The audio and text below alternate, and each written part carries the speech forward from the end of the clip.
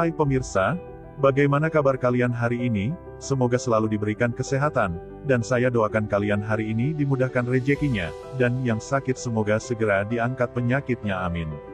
Kasus Subang terus diselidiki, Kabid Humas Polda Jabar, tidak ada tersangka yang bisa sembunyi selamanya.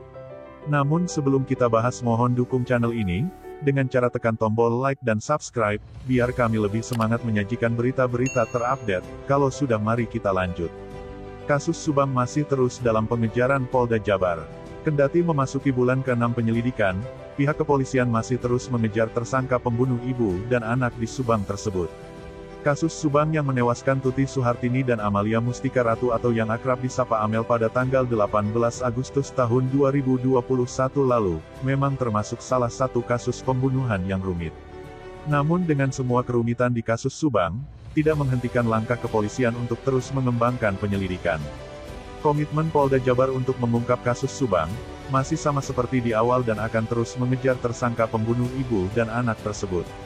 Kabid Humas Polda Jabar, Kombes Pol Ibrahim Tompo mengatakan, pihaknya terus berupaya mempercepat progres pengungkapan kasus pembunuh ibu dan anak di Subang.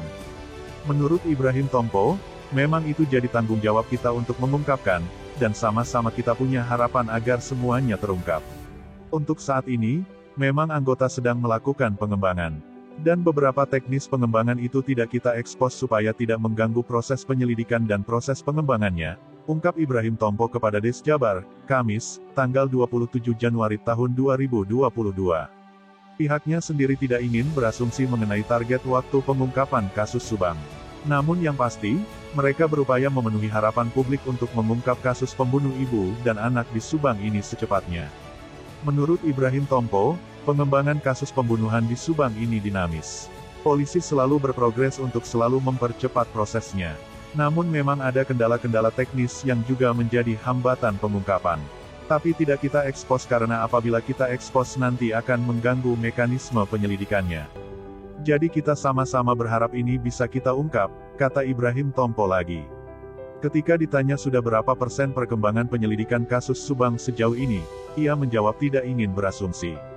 Kita tidak bisa berasumsi kalau memang nanti ada perkembangan nanti akan kita info kembali, ujar Ibrahim Tompo menambahkan. Ia berharap masyarakat juga memberi dukungan penuh kepada Polda Jabar untuk terus mengungkap kasus Subang. Harapan publik dan komitmen awal masih kita pegang.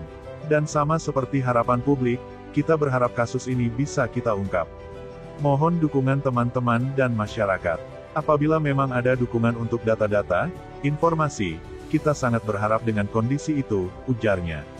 Untuk perkembangan penyebaran sketsa tersangka pelaku pembunuh ibu dan anak di Subang, Ibrahim Tompo mengaku masih menunggu info perkembangannya lebih lanjut. Sketsa sudah kita sebarkan ke masyarakat, dan kita sebarkan juga ke jajaran Polda lain. Kita sedang menunggu perkembangan infonya.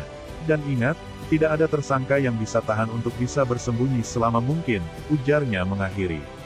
Kisah pembunuhan Subang ini berawal dari tewasnya Tuti dan Amel yang merupakan ibu dan anak, yang terjadi pada tanggal 18 Agustus tahun 2021 dini hari. Pelaku diduga berjumlah lebih dari 2 orang yang menghabisi nyawa Tuti dan Amel. Kasus pembunuhan Subang ini tergolong sadis. Setelah korban Tuti dan Amel dibunuh di Kampung Ciseti Jalan Cagak Kabupaten Subang, korban kemudian dimandikan lalu disimpan di dalam bagasi mobil Alphard yang terparkir di depan rumahnya. Kejadian ini diketahui oleh masyarakat berawal dari kedatangan suami korban, Yosef ke tempat kejadian setelah pulang menginap di rumah istri mudanya, Mimin. Suami korban menemukan rumah dalam keadaan berantakan dan terlihat ada ceceran darah. Perkiraan Yosef, Tuti dan Amel diculik. Tapi ternyata korban ditemukan di bagasi mobil Alphard yang terparkir di depan rumahnya. Yosef pun langsung melaporkan kejadian ini ke kantor Polsek Jalan Cagak. Sejak kejadian itu, kasus Subang ini menjadi pembicaraan masyarakat dan polisi terus melakukan pencarian untuk mengungkapkan siapa otak atau dalang di balik kasus Subang ini. Nah, gimana menurut kalian? Terima kasih telah menyimak video kami. Nantikan video-video terbaru selanjutnya hanya di channel Up Info.